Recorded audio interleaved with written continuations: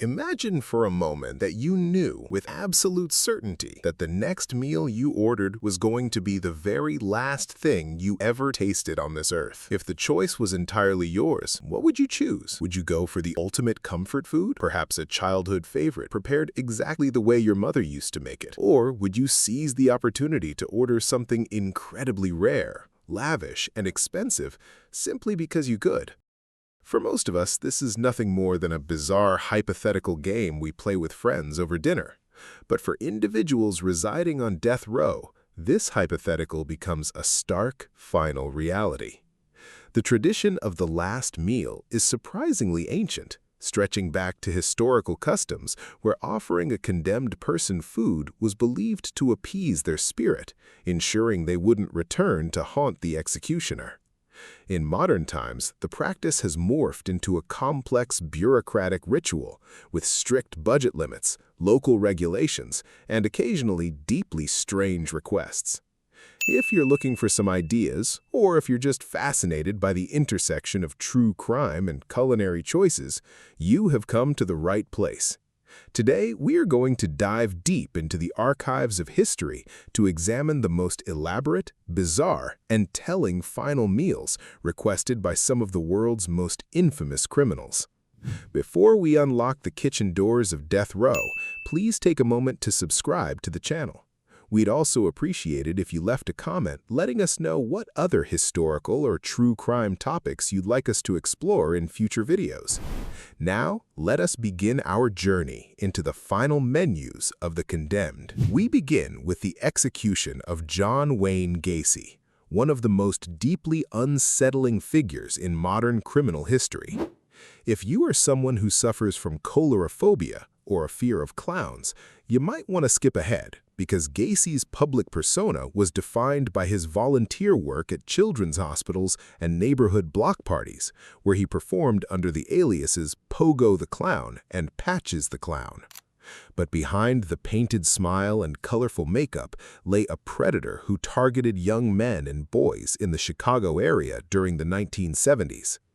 Gacy lured his victims to his suburban home where he assaulted them before taking their lives.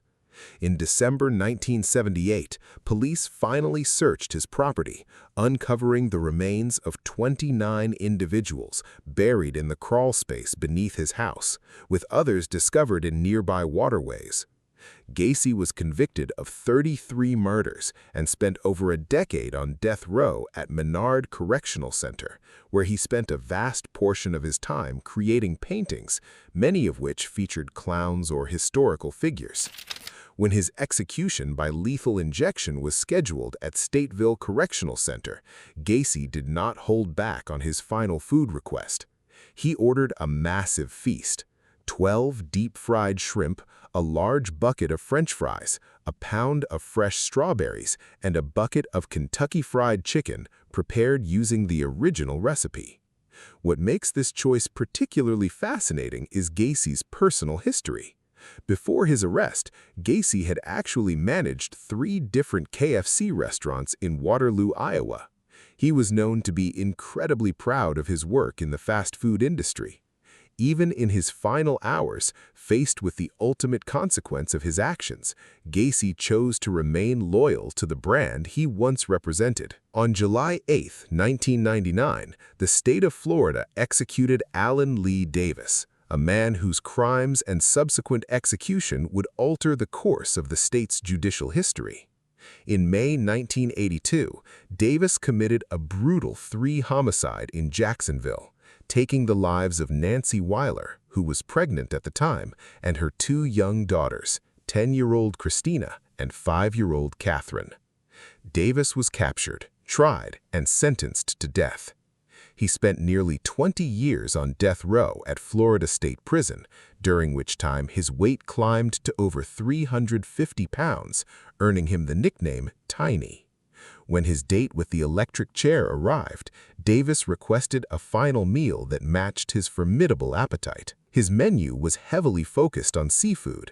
It included 1 whole lobster tail, a half-pound of fried shrimp, 6 ounces of deep-fried clams, half a loaf of garlic bread, a large order of French fries, and a massive 32-ounce pitcher of cold A&W root beer. Davis's execution would go down in history for all the wrong reasons. The execution by the electric chair, colloquially known as Old Sparky, was heavily botched. Witness accounts and post-execution photographs revealed that Davis suffered nosebleeds and severe physical distress before the current was finally cut. The public outcry following the execution was so intense that Florida ultimately changed its primary execution method to lethal injection, making Allen Lee Davis the very last person to be executed by the electric chair in the state of Florida. In October 2002, a conspiracy unfolded in Virginia that would lead to one of the state's most controversial modern executions. Teresa Lewis,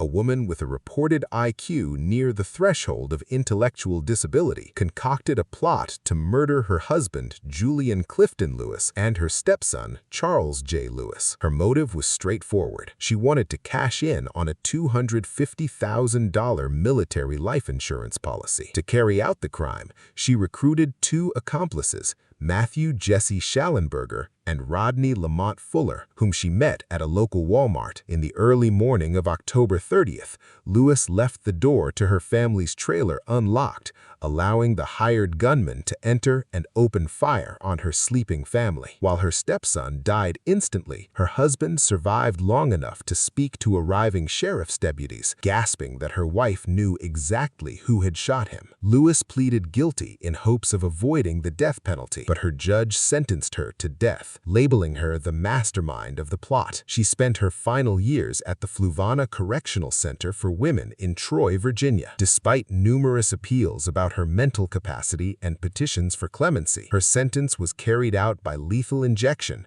on September 23, 2010. She was the first woman executed by the state of Virginia in nearly a century. For her last meal, Teresa Lewis requested a selection of classic Southern comfort foods: sweet peas with butter, several pieces of fried chicken, a cold can of Dr. Pepper, and a slice of warm apple pie for dessert. Ted Bundy remains one of the most widely analyzed and infamous serial killers in global history. Between 1974 and 1978, Bundy committed a series of horrific crimes across multiple states. While he officially confessed to 30 murders, investigators and criminologists believe the actual number of his victims may have exceeded 100. Bundy was highly dangerous because of his ability to blend seamlessly into polite society. He was educated, charming, and possessed an innate understanding of how to exploit the trust of others. He frequently feigned physical injuries, wearing a fake cast or using crutches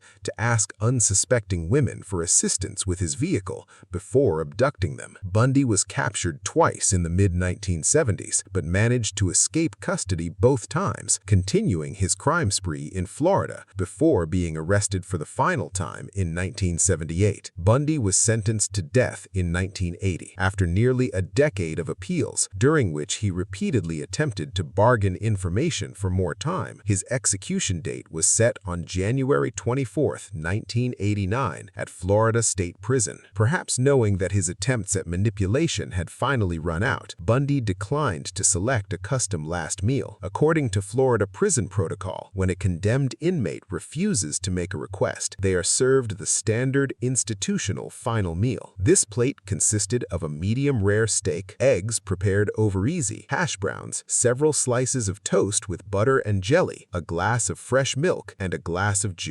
Prison logs indicate that Bundy, who spent his final hours weeping and speaking to a religious counselor, did not consume any of the food before he was led to the electric chair. On the morning of April 19, 1995, a massive truck bomb exploded outside the Alfred P. Murrah Federal Building in Oklahoma City. The blast destroyed 1/3 of the structure, claimed the lives of 168 people, including 19 children in an on-site daycare and left hundreds of others injured. It remains the deadliest act of domestic terrorism in United States history. The perpetrator of the attack was Timothy McVeigh, a Gulf War veteran who had become deeply radicalized by anti-government conspiracy theories and the federal government's handling of the Waco siege in 1993. McVeigh's capture was a stroke of luck and militant police work. Shortly after the bombing, he was pulled over by an Oklahoma state trooper for driving a vehicle without a license plate. While he was in local custody for a concealed weapons charge, federal investigators traced the vehicle identification number of a truck axle found in the bombing debris to a rental agency in Kansas. The description provided by the rental agency employees matched McVeigh. McVeigh was convicted in federal court in June 1997 and sentenced to death. On June 11, 2001, he was executed by lethal injection at the federal penitentiary in Terre Haute, Indiana, marking the first federal execution carried out by the United States government in nearly 4 decades. For his final meal, McVeigh requested something incredibly simple and devoid of any traditional nutritional value. He asked for exactly 2 pints of mint chocolate chip ice cream, which he consumed in his cell shortly before his execution. Our next entry takes us back to the early 20th century to a case that sparked massive civil unrest and international diplomatic tension. Nicholas Sacco, a shoe trimmer, and Bartolomeo Vanzetti, a fish peddler, were 2 Italian immigrants who adhered to the philosophy of militant anarchism. In April 1920, a paymaster and a security guard were shot and killed during an armed robbery in Braintree, Massachusetts. Sacco and Vanzetti were arrested shortly after and charged with the crime. Despite very limited physical evidence and highly inconsistent eyewitness testimony, both men were convicted of first-degree murder in 1921. Their convictions sparked an international outcry. Millions of people around the globe believed that Sacco and Vanzetti were convicted not because of the evidence, but because of their radical political beliefs and the intense anti-immigrant sentiment of the post-World War I Red Scare. Protests and riots erupted in major cities worldwide, from Boston and New York to Paris, London, Buenos Aires, and Sydney. Despite global petitions and multiple legal appeals, their sentences were upheld. At midnight on August 23, 1927, both men were executed in the electric chair at Charleston State Prison.